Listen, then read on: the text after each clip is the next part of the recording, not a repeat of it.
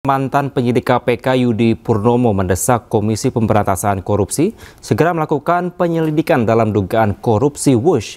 Pengamat ekonomi juga menduga ada pemufakatan jahat dalam proyek kereta cepat Jakarta-Bandung tersebut.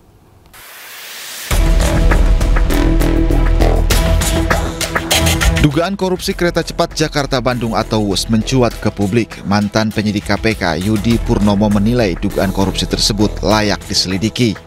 Yudi juga mendorong KPK segera melakukan penyelidikan. Anda menilai bahwa ini ada indikasi korupsi? Indikasi kan? Iya. Yakin. Yakin. Nah, sekarang dan ini layak diselidiki? Besar layak lah. Sekarang mengapa saya yakin? Kita tahu bahwa suatu kasus korupsi itu tidak dilakukan dengan sengaja. Dia pasti ada yang namanya perencanaan. Ya, apa yang terjadi ya di saat akibatnya itu sebenarnya sudah ditentukan dari awal. Pengamat ekonomi Antoni Budiawan juga berpandangan ada pemufakatan jahat dalam proyek kereta cepat Jakarta-Bandung ini. Yang sekarang terjadi adalah diubah belakangan. Diubah belakangan. Artinya ini kamuflase. Iya, artinya itu bahwa ini awalnya aja Anda menangkan, nanti kita rubahlah, nanti saya kasih jaminan lah, kan begitu kan? Artinya dalam bahasa hukum ada pemufakatan jahat. Tidak pada saat desolen, tetapi kemudian temponya berikutnya. Dalam perjalanannya ada perubahan. Proyek kereta cepat dibangun di era pemerintahan Presiden ke-7 RI Joko Widodo. Kereta cepat Jakarta-Bandung kini menimbulkan polemik karena utang membengkak yang mencapai 116 triliun rupiah. Tim Liputan iNews melaporkan. Pemirsa, Menteri Keuangan Purbaya Yudi Sadewa mengaku menggunakan jasa hacker atau peretas untuk membereskan masalah sistem Cortex. Purbaya menyebut para hacker yang direkrut berasal dari Indonesia dan memiliki reputasi global. Keamanan cyber Cortex atau sistem administrasi pajak kini telah naik drastis. Dari sebelumnya diskor 30 kini menjadi 95+. Hal ini diungkap oleh Menteri Keuangan Purbaya Yudi Sadewa. Ia mengaku melibatkan sejumlah hacker Indonesia untuk perbaikan sistem dan keamanan. Ia pun memastikan data Cortex kini tak akan bisa diretas dan diperjualbelikan lagi. Kemarin kan ada data Cortex katanya dijual di luar ya. Ada yang bolong gitu. Sekarang hampir pasti udah nggak bisa lagi. Dan kita juga udah panggil hacker kita yang jago-jago, orang Indonesia ya, bukan orang asing, yang jago-jago. Anda jangan ngira loh, orang Indonesia tuh hackernya jago-jago banget. Di dunia juga ditakutin rupanya. Saya panggil yang ranking dunia itu, yang jagoan. Kita bayar sih. Bantuin saya, jadi sudah dites, sudah lumayan. Meski perbaikan sudah dilakukan oleh tim internal, namun ada sejumlah bagian yang terikat kontrak dengan pihak vendor hingga Desember 2025, sehingga perbaikan keseluruhan tidak bisa dilakukan dalam waktu cepat. Purbaya pun optimis seluruh kendali sistem akan rampung pada Januari atau Februari 2026. Tim Liputan iNews melaporkan. Pemirsa, pakar kebijakan publik Bonatua Silalahi menggugat KPU Jakarta ke Komisi Informasi. Sidang perdana gugatan ini rencananya akan digelar 5 November mendatang.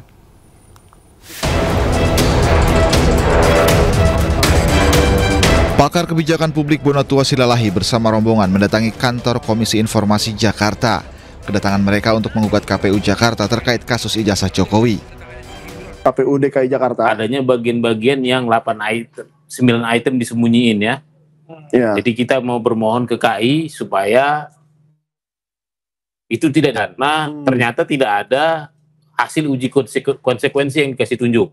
Nah, jadi kita di sini bermohon supaya Majelis Komisi Informasi mengabulkan agar dibukakan karena tidak sesuai dengan Undang-Undang KIP dalam hal penghapusan ya. Mereka melakukan penghapusan bukan penghitaman.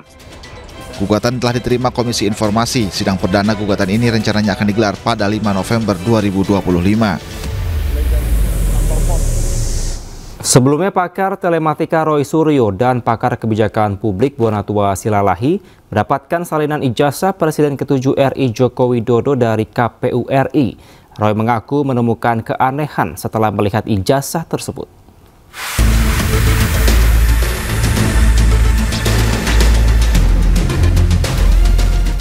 Pengamat kebijakan publik Bonatua Silalahi menerima salinan fotokopi ijazah Presiden ke-7 Indonesia Joko Widodo dari Komisi Pemilihan Umum RI pada Jumat pagi.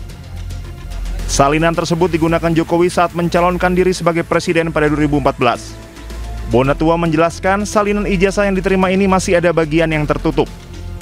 Ia pun mempertanyakan alasan sejumlah informasi di salinan ijazah Jokowi ditutup. Yang diberikan itu adalah fotokopi terlegalisir, ini apa ya, fotokopi dari fotokopi. Jadi ini agak beda dengan 2019, ternyata 2014 itu semua masih manual. Jadi peserta memberikan fotokopinya, fotokopi terlegalisir dari universitasnya, lalu disimpan oleh KPU, dan KPU memfotokopinya, inilah yang dikasih ke saya. Sementara pakar telematika Roy Suryo mengaku menemukan keanehan setelah melihat dokumen tersebut. Menurut Roy, ijazah milik Jokowi yang diterbitkan Universitas Gadjah Mada palsu. Roy menambahkan dokumen ini akan dijadikan bukti baru untuk diserahkan kepada Barreskrim Polri. Kalau beliau sih nggak usah didatangi, cukup kita cek saja apakah yang ada. Ini ada sesuatu yang menarik, ya. Saya lihat aja udah terjadi sesuatu yang aneh, tapi nggak apa-apa ya, itu nanti akan kita rumuskan dalam press conference beberapa waktu lagi, karena ini berarti ya Mike bisa lihat ya. Saya udah ngerti maksudnya. Maksudnya ada yang aneh. Ada yang aneh. Tidak sama. Nah, tapi nanti akan kita sampaikan pada konferensi pers ya. Nanti dulu ya, gitu. Jadi ya, signifikan nggak aneh? Sangat signifikan. Sangat signifikan anehnya.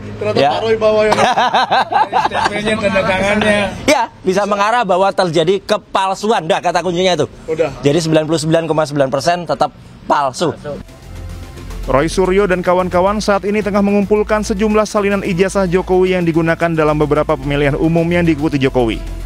Mereka sudah mendapatkan salinan ijazah Jokowi terlegalisir mulai dari yang digunakan saat Pilkada 2010 di Solo, Pilkada DKI Jakarta 2012, dan Pilpres pada 2014 serta 2019.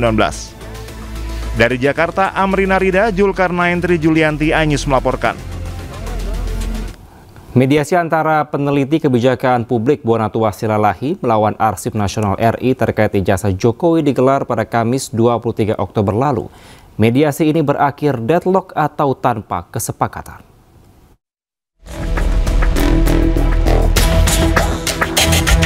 Sidang mediasi sengketa informasi publik tentang ijazah Jokowi berakhir deadlock atau tanpa kesepakatan.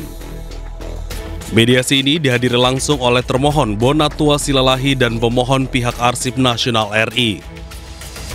Bonatua menjelaskan bahwa yang menjadi objek sengketa bukanlah sosok orangnya, melainkan ijazah Jokowi. Ia menilai dokumen ijazah Jokowi seharusnya menjadi arsip publik dan disimpan oleh Arsip Nasional. Dipermasalahkan bukanlah tindak pidana, bukanlah orangnya, tapi ijazahnya. Dan itu lebih tepatnya memang di Komisi Informasi. Jadi salah satu tujuan saya adalah meminta ijazah arsip dari Bapak Presiden Republik Indonesia ke-7, kebanggaan kita ya, sehingga semua bangsa bisa melihat ijazah itu. Sidang sengketa ini mempermasalahkan dokumen ijazah Joko Widodo yang menurut Bonatua harus disimpan oleh Arsip Nasional.